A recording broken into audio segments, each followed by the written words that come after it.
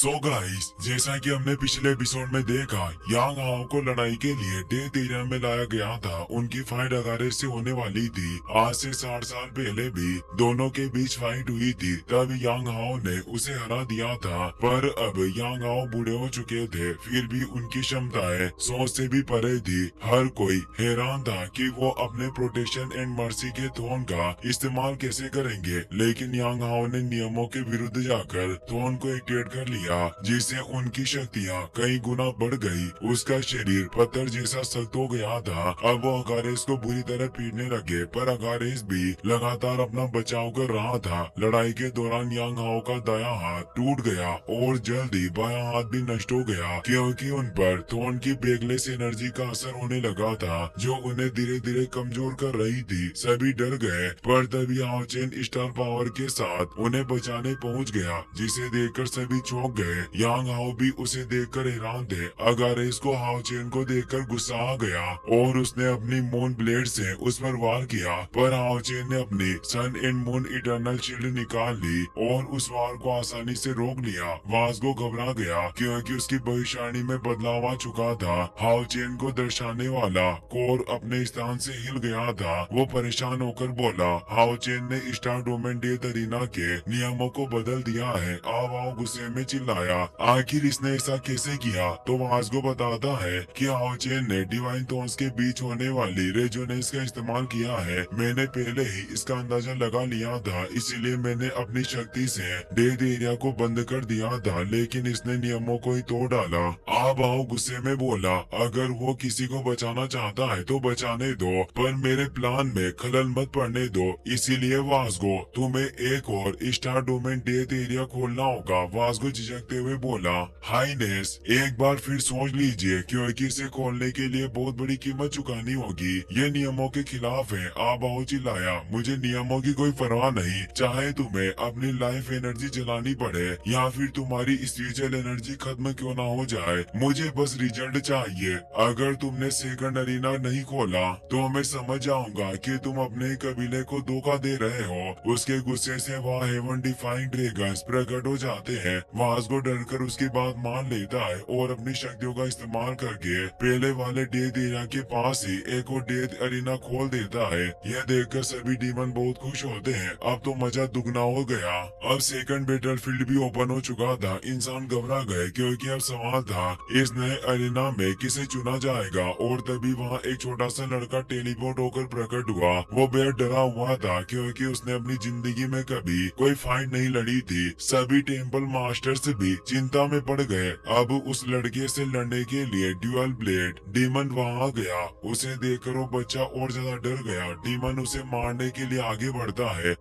वहीं हाओ चेन ने अगारेस के सभी हमलों को रोक लिया था और अब वो ग्रैंडपा यांग को अपने साथ लेकर वहाँ से जाने लगा। तभी दूसरे एरिना का लाइव फुटेज उनके सामने चलने लगी। हाओ चेन और ग्रैंडपा यांग सहम जाते हैं, क्योंकि वो डीमन उस छोटे लड़के को मारने ही वाला था। ग्रैंडपा यांग को पास्ट की वो बातें याद आती है, जब उसी लड़के ने उन्हें ताबीज दिया था और कहा था कि आप सुरक्षित वापस लौट आना। यही बात उन्हें अंदर तक झकझोर देती है। वो गुस्से में अपनी पूरी शक्ति एक्टिवेट कर देते हैं और हाओ चेन से कहते हैं, मेरी फिक्र मत करो, जाओ उस बच्चे को बचाओ। फिर वो हाओ चेन को पोर्टल के जरिए दूसरे अरीना में फेंक देते हैं। सभी हैरान रह जाते हैं। हाओ चेन अब भी उन्हें बचाना चाहता था, पर ग्रैंडपा यांग कहते हैं, मैं यहाँ सब संभाल लूंगा, तुम्हें अपनी जिम्मेदारी निभानी होगी। उधर डीमन उस लड़के को मारने वाला होता है, पर हाओ चेन समय रहते पहुँच जाता है और उसे बचा लेता है। अब ग्रैंडपा यांग की छाती पर दरारें उभरने लगती है। ये सब थोन की बेगलेस एनर्जी के कारण था। अगारेस कहता है, तुम थोन की बेगलेस एनर्जी से ज्यादा देर तक नहीं बच पाओगे।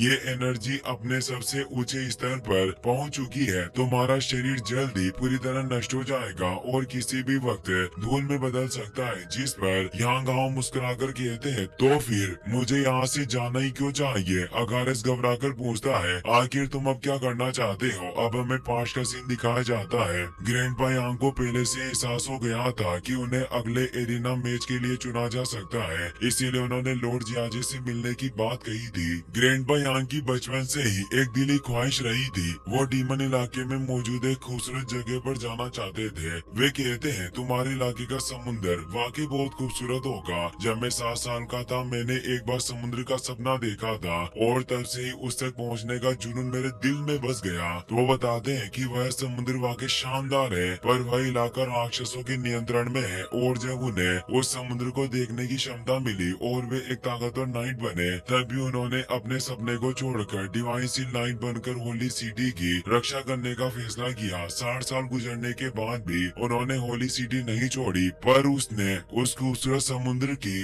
याद हमेशा दिल में रखी। इन्हीं यादों से प्रेरित होकर उन्होंने होली सिटी में क्लाउड वेल डॉग बनवाया, एक वेल जो हर वक्त बादलों में तैरती रहती है। वहां पहुंचने पर महसूस होता है जैसे आप समुद्र के बीच में खड़े हो। अगारिस उनकी बातों से थोड़ा इमोशनल हो जाता है। वह कहता है अफसोस की बात है कि तुमने जो समुद्र अपने सपनों में देखा वो वैसा बिल्कुल नहीं है। फिर अगारिस अपनी शक्ति से समुद्र का सीन दिखाता है और बताता है कि यह समुद्र धरती पर ब्रह्मांड के एक प्रतिबिंब जैसा है। लहरें सूक्ष्म सूर्य की किरणों से चमकती है, किनारे पर जाग छूटते हैं। नमकीन हवा शंखों जैसी आवाजें किनारे तक लाती है। पैरों के बीच से महीन रेत बहती है और चट्टानों को छूती लहरों की आवाजें कानों में गूंजती है। आसमान में सीगल उड़ते हैं, सब कुछ नीले ब्रह्मांड जैसा लगता है। सूर्यास्त पर ऐसा लगता है जैसे समुद्र रेखा पर पिघल रहा हो और वेल पानी में आराम से तैर रही होती है। अगारिस कहता है तुम सीवी से इमेजिन ही कर सकते हो, पर असलियत में वहाँ जा नहीं सकते। पर अगर मैं तुम्हें इस नीडल से मुक्ति दे दूं, तो तुम पूरी तरह स्वतंत्र हो जाओगे और वहाँ जाकर अपने सपने को पूरा कर सकोगे। ग्रैंडपा यांग के सामने एक कठिन चुनाव था, उन्हें जाने का जुनून और अपनी मानवता की जिम्मेदारी दोनों के बीच चुनना। उन्हें एहसास था कि भले ही वे अपना सपना पूरा न कर पाए, पर वे कभी अपने लोगों को धोखा नहीं देंगे। अगारिस नीडल को उनके हेड में घुसाने लगता है, तभी ग्रैंडपा यांग जागते हैं। वो सख्ती से कहते हैं तुमने ठीक कहा, मैं वहाँ नहीं जा सकता, और तेज एनर्जी से उसे दूर कर देते हैं। यह एनर्जी इतनी प्रबल थी कि पूरा अरीना उनकी शक्ति से चमक उठा। अब सीन फिर से पास्ट में शिफ्ट होता है। लॉर्ड जियाजे ने उनसे पूछा था जब तुम जानते हो कि जिंदा नहीं बच पाओगे तो फिर क्यों जा रहे हो। यांग हाओ ने जवाब दिया मैं अपने अंदर सोए हुए जानवर को जगाना चाहता हूँ। उनके गुस्से से उनकी पीठ से 7 टेंटिकल्स बाहर निकल आते हैं जो पीछे मौजूद प्रोटेक्शन एंड मर्सी थोन के साथ जुड़ जाते हैं। इसके साथ बताया जाता है कि पिछले 6500 सालों में भी जब मानव कमजोर हुए तब भी वे पूरी तरह नष्ट नहीं हुए, क्योंकि उनकी भावना और दृढ़ संकल्प कभी फीका नहीं पड़ा। अब वो उन टेंटिकल्स से थोन बेस के साथ जुड़ जाते हैं और उसे उठाने लगते हैं। अब बताया जाता है कि उस थोन को पाने के नियम क्या थे। ग्रैंडपा यांग जब इस प्रोटेक्शन एंड मर्सी थोन के सिलेक्शन में पहुंचे तो उन्हें बताया गया तुम्हें अपनी जिंदगी भर की आजादी त्यागनी होगी और हमेशा सिटी के भीतर ही रहना होगा, तभी तुम प्रोटेक्शन एंड मर्सी थोन के मालिक बन सकते हो। वह व्यक्ति 599वां अलायंस लीडर था। उसने अनंत काल तक होली सिटी की रक्षा करने की कसम खाई, अपने साथियों और मानवता को बचाने के लिए अपने सपनों को बुला दिया और वह थोन हासिल कर लिया। साथ ही उसे चेतावनी दी गई अगर तुम कभी रूल से तोड़कर शहर से बाहर निकले तो तुम्हें अपने थोन का 100 गुना भार उठाना होगा। मरते दम तक यांग हाओ ने ये सारी शर्तें मान ली थी और उस थोन के मास्टर बने थे, इसीलिए अब वे अपने थोन का 2 गुना भार उठाने को तैयार थे। धीरे धीरे वह थोन ऊपर उठाने लगता है। ग्रैंडपा यांग कहते हैं हर इंसान के भीतर एक सोया हुआ जानवर छिपा रहता है, हमें उसे जगाने की जरूरत है। मेरी यह मंशा सभी इंसानों के भीतर उस शैतान को उकसाएगी, एक ऐसा क्रोध जो कभी नहीं मिटेगा। सभी पावरफुल लीडर्स और एल्डर्स की आंखों में आंसू थे। हर इंसान रो रहा था, पर साथ ही वे गर्व का एहसास भी महसूस कर रहे थे। यांग कहते हैं इंसान भले ही कमजोर हो लेकिन वो कभी हार नहीं मानते। अब हर इंसान के अंदर मेरा बोया हुआ गुस्सा हमेशा के लिए जिंदा रहेगा, जिससे अब हर इंसान उत्साह और दृढ़ संकल्प से भरा रहेगा। वो अपनी पूरी ताकत लगाकर उस विशाल थोन को ऊपर उठा लेते हैं। आगे बढ़ते हुए कहते हैं तुम राक्षसों का अंत अब निकट है। हर इंसान तुम राक्षसों को मारना जारी रखेगा जब तक तुम पूरी तरह से मिट नहीं जाते। वो थोन के साथ तेजी से अगारिस की ओर बढ़ रहे थे, मानो वो एक विशाल काय रथ को खींच रहे हो। उनके पीछे अनगिनत हमले भी दिखाई दे रहे थे। अगारेस हैरान रह गया, आखिर एक इंसान हजारों गुना ज्यादा वजन कैसे उठा सकता है। आज तक कोई भी डिवाइन तो उनके सिंहासन को हिला तक नहीं पाया और उन डीमन ने भी अभी तक कई बार कोशिश की थी। अब अगारेस अपने इटर्नल साइलेंस मून को एक्टिवेट करता है और उससे यांग हाओ पर हमला बोल देता है। यांग हाओ पूरी ताकत से उस थॉर्न को आगे धकेल देते हैं। वो थॉर्न उस मून से टकराता है और एक भयानक विस्फोट होता है। पूरा मून तबाह हो जाता है और उसकी गूंज से पूरा होली डीमन कॉन्टिनेंट हिल उठता है। ओल्ड यांग अब बेहद कमजोर हो चुके थे, पर अगारेस का हाथ भी कट गया था। वो इतना ज्यादा कमजोर पड़ गया कि उसे सांस लेने में भी तकलीफ होने लगी। वो कहता है, मैं लगभग मर ही चुका था। तभी वो देखता है कि साइन में तेज रोशनी फैल रही है, क्योंकि जिस मून से डीमन अपनी शक्ति लेते थे उसमें अब ग्रैंडपा यांग ने एक बड़ा छेद कर दिया था। उस सोन की शक्ति से अब सारे डीमन कमजोर पड़ रहे थे। हर डीमन दर्द से तड़प रहा था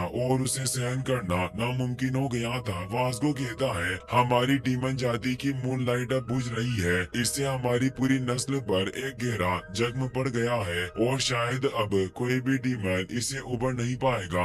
आबाओ और वास्को दोनों दर्द को महसूस कर रहे थे। आबाओ गुस्से में चिल्लाता है, इस यांग हाओ ने मेरे पूरे प्लान को बर्बाद कर दिया। तभी लॉर्ड जियाजे कहते हैं, यांग ने जो कहा था वो कर दिखाया। उसने डीमन के मून को तबाह कर दिया और अब इस कॉन्टिनेंट में इंसानों का अपना चांद उभर आया है। अगारेस नीचे आता है और धीमी आवाज में कहता है, मैं अगारेस शायद ही कभी किसी की प्रशंसा करता हूँ, खासकर इंसानों की तो बिल्कुल नहीं, पर तुम यांग हाओ, आज तुमने मुझे मानवता की महानता का एहसास करवाया है। तुम्हारे अंदर गहरा साहस और अटूट संकल्प है जो बस जागने का इंतजार कर रहा था। यांग हाओ अब मर चुके थे, हर किसी की आंखों में आंसू है। नाइट पिलर से भी अब उनका नाम मिट चुका था, पर कोई भी उनकी इस कुर्बानी को कभी नहीं भूलेगा, क्योंकि वो मरकर भी डीमंस पर एक गहरा गांव छोड़ गए और उन्होंने जाने से पहले हाओ चेन को संदेश छोड़ा। अब से मानवता का इतिहास और भविष्य तुम्हारे हाथों में है। इसी के साथ ये एपिसोड यहीं पर समाप्त होता है। अगर वीडियो पसंद आया हो तो अपने दोस्तों के साथ शेयर करें, साथ ही इस वीडियो को लाइक करें और चैनल को सब्सक्राइब करने के लिए आपका तहे दिल से शुक्रिया। Thanks for watching.